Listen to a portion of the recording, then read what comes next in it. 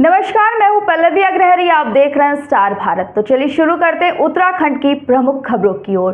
पौड़ी में मुख्य विकास अधिकारी अपूर्वा पांडे की अध्यक्षता में विकास भवन सभागार में विकास को लेकर केंद्रीय और राज्य सरकार की चल रही योजनाओं की समीक्षा की गई।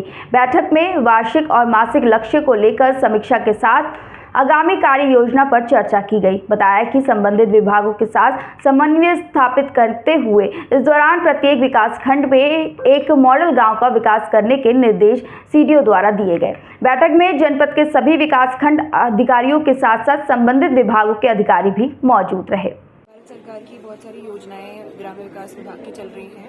उसके अतिरिक्त राज्य सरकार की भी कई सारी योजनाएं चल रही हैं। तो उन योजनाओं में जो हमारे वार्षिक टारगेट होते हैं और जो मंथली टारगेट होते हैं, उनमें विभागों की एवं हमारे विभिन्न विकास खंडों की क्या प्रोग्रेस है, उसकी समीक्षा बैठक थी। नियमित रूप से की जाती है और साल भर के आने वाले साल की भी कार्य योजना पर हमारे द्वारा उसमें समग्र चर्चा की गई है, विचार किया गया है। पौड़ी जिले के जूनियर हाई स्कूल पैडुल के 6 छात्र फूड पॉइजनिंग के शिकार हो गए। आनंद फानंद में सभी बच्चों को जिला अस्पताल में भर्ती कराया गया, जहां उनका उपचार चल रहा है। मिली जानकारी के अनुसार जूनियर हाई स्कूल पैडुल के बच्चों ने स्कूल में बना खाना खाया था। इसके बाद सभी बच्चों को उल्टी की शिकायत होने लगी थी। फिलहाल सभी बच्चे खतरे से बाहर है। मेरा नाम संजीव कुमार है। मैं जूनियर हाई स्कूल पैडुल में पढ़ता हूँ और मेरे को जी मचलाना था। उल्टी तो नहीं मेरे को, पर जी मचलाना था मेरा। और जब से मैं घर आया फिर उसके बाद जी मचलाया, फिर बस हो गया था। ये बच्चे तो 15 हैं। 15 बच्चों में से 13 बच्चों ने खाना खाया और 6 बच्चे हमारे यहाँ आए हैं। आज हमारा दाल भात और रायता बना था, ककड़ी का रायता था। दही भी ठीक ठाक थी। बगल में जो घर है वहीं से हमने दही मंगाई थी। मैंने भी टेस्ट की थी। दही बड़ी ताजी दही थी, टेस्टी थी।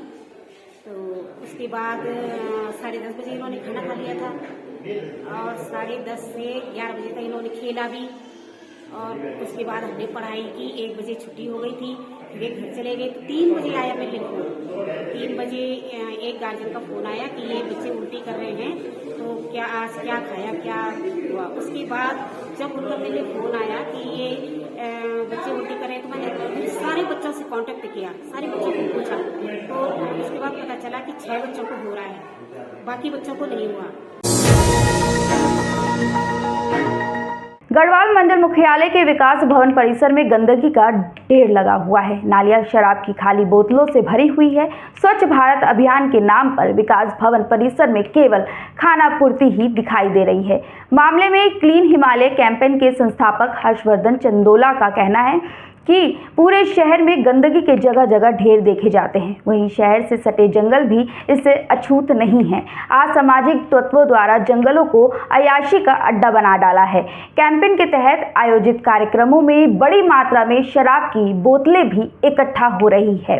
इस मामले में मुख्य विकास अधिकारी अपूर्वा पांडे ने जांच के आदेश दिए हैं और कहा है कि अगर मामले में जो भी आरोपी होगा उसके खिलाफ कड़ी कार्रवाई की जाएगी।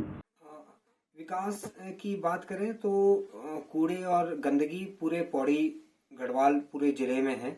उसके लिए आपको ज़्यादा दूर नहीं जाना पड़ेगा। आप चोपड़ा गदेरे जाइए, वो सालों साल चल रहा है और इसमें जनता की तो गलती है ही, पर सरकार की बहुत ज़्यादा गलती है, क्योंकि 10 साल से स्वच्छ भारत अभियान चल रहा है। और जैसे आपने विजुअल्स दिखाए विकास भवन के, जहाँ पे बोतलें अंदर पड़ी हुई हैं, ये बिल्कुल लॉजिक सी बात है। सीधी कोई भी सामान्य आदमी यही समझेगा कि अगर वहां पे बोतलें मिल रही हैं तो वो वहीं के लोग, वहीं के अफसर, वहीं के जो कर्मचारी हैं वो कर रहे हैं। क्योंकि आप जाइए पौड़ी गढ़वाल जिले में हर मोड़ पे आपको लोग मिल जाएंगे बैठे हुए। उनके पास जगह की कमी नहीं है दारू पीने के लिए, शराब पीने के लिए, तो कोई विकास भवन नहीं जाएगा। विकास भवन परिसर में तो ऐसा कहीं नहीं है। स्वच्छता की भी यहाँ पे नियमित हमारी टीम लगी रहती है, जो नियमित रूप से यहाँ पे स्वच्छता करती है। और यदि इस प्रकार की कोई शिकायत प्राप्त हो रही है, आपके द्वारा ही बताया जा रहा है, तो हम उस पर आवश्यक कार्रवाई अवश्य करेंगे। अगली खबर चंबोली से है। चतुर्थ केदार भगवान रुद्रनाथ की चल विग्रह डोली अपने शीतकालीन गद्दी स्थल गोपीनाथ मंदिर से रुद्रनाथ मंदिर के लिए रवाना हो गई है। बृहस्पतिवार को गोपीनाथ मंदिर में विधि विधान और पूजा अर्चना के साथ रुद्रनाथ जी की चल विग्रह डोली को हुक्काधारियों और मुख्य पुजारी के नेतृत्व में रुद्रनाथ मंदिर के लिए रवाना किया गया। इस दौरान सैकड़ों की संख्या में श्रद्धालु मौजूद रहे। आपको बता दें कि 18 मई को भगवान रुद्रनाथ के कपाट श्रद्धालुओं के लिए खोल दिए जाएंगे। सितारगंज नगर निकाय की मतदाता सूची से छूटे मतदाताओं की आड़ में फर्जी वोट बनाने का आरोप लगाते हुए कांग्रेसियों ने डीएम को शिकायती पत्र दिया है।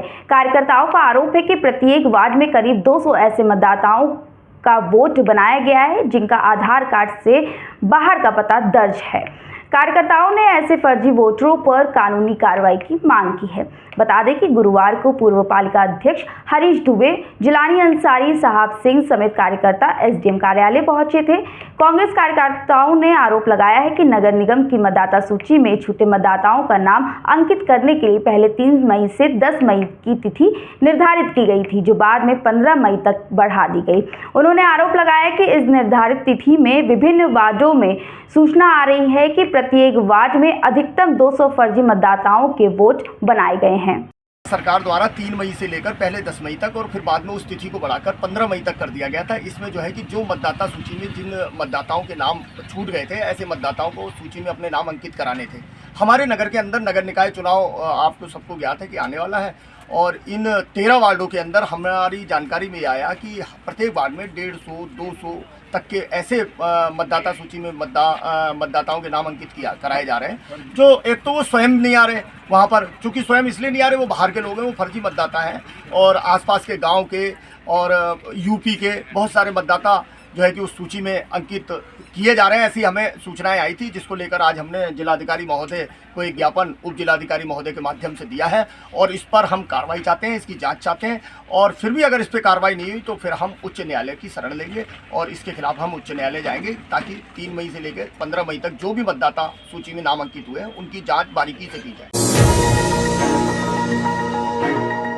अगली खबर चंबोली से है। पंचकेदार में से एक चतुर्थ केदार भगवान रुद्रनाथ की डोली विधि विधान और पूजा अर्चना के बाद शीतकालीन गद्दी स्थल गोपीनाथ मंदिर से कैलाश के लिए रवाना हो गई है। इस अवसर पर बड़ी संख्या में देश के विभिन्न हिस्सों से आए श्रद्धालु मौजूद रहे। गोपीनाथ मंदिर से गोपेश्वर गांव होते हुए मंडल मार्ग से डोली गंगोली गांव पहुंची, जहां पर ग्रामीणों द्वारा डोली का विधि विधान से स्वागत और पूजा अर्चना किया गया। इसके पश्चात डोली सागर गांव पहुंची, जहां पर ग्रामीणों द्वारा डोली की पूजा अर्चना कर अर्घ लगाने के साथ मन्नत मांगी गई। यही उखीमठ गढ़वाल प्रांत का रहने वाला हूँ। मैं 2 बार पहले भी रुद्रनाथ जा चुका हूँ और हम सभी लोग एक ही ऑर्गेनाइजेशन में काम करते हैं और अभी हम सभी लोगों ने डोली के साथ रुद्रनाथ जी के दर्शन करने का प्लान किया है। जनपद चंबोली में जिला कारागार में तैनात डिप्टी जेलर पर बिजनौर निवासी एक युवती ने गंभीर आरोप लगाए हैं, जिसको लेकर हिंदू परिषद संगठन के पदाधिकारियों ने चंबोली थाने पहुंचकर युवती को न्याय दिलाने और आरोपी निलंबन की मांग की है।